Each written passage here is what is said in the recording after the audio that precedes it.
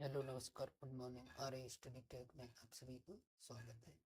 तो आज हम पढ़ने वाले हैं भारत का संविधान।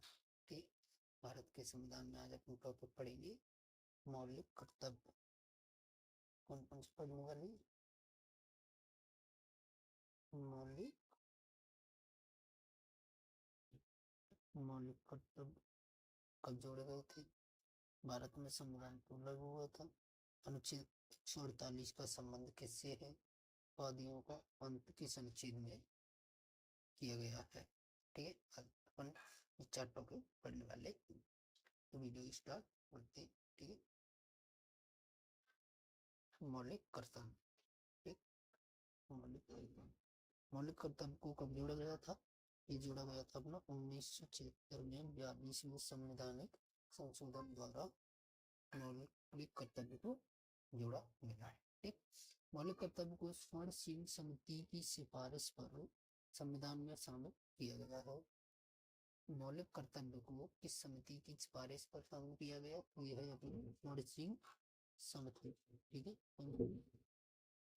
सिंह समिति की सिफारिश पर शामिल किया गया है। ठीक, मौलिक कर्तव्य का जो उल्लेख है वो किस भाग में किया? जो उल्लेख है वो भाग 4 के अनुच्छेद 51 में किया गया। मौलिक कर्तव्य का जो उल्लेख है वो भाग 4 का के अनुच्छेद 51 में किया गया है। ठीक, आगे देखते हैं वर्तमान में मौलिक कर्तव्य कितने हैं। वर्तमान में अपने मौलिक कर्तव्य 11। ठीक है, वर्तमान में मौलिक कर्तव्य कितने हैं अपने?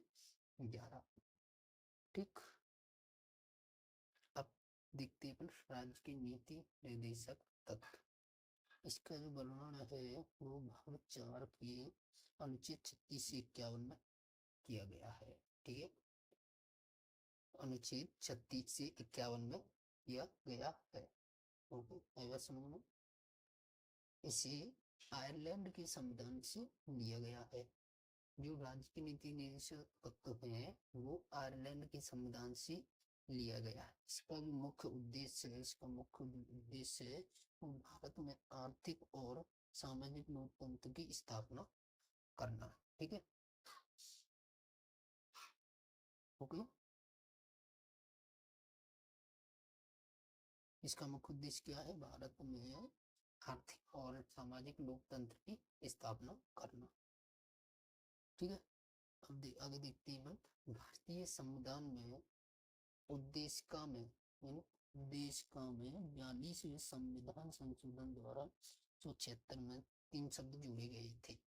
जो राज्य की नीति निर्देशक तत्व है उसमें उद्देशिका में 42वें संविधान संशोधन के द्वारा 1976 में 3 शब्द जुड़ गए। पहला समाजवादी, दूसरा पथनिरपेक्ष, तीसरा वो कौन सा था? अखंडता। ये 3 शब्द जोड़े हुए थे।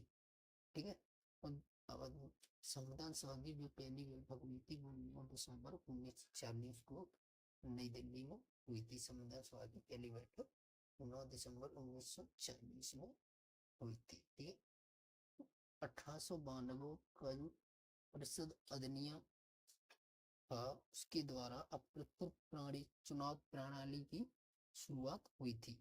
1892 का जो भारत परिषद अधिनियम था उसके द्वारा अप्रत्यक्ष चुनाव प्रणाली की स्थापना हुई थी। ठीक है,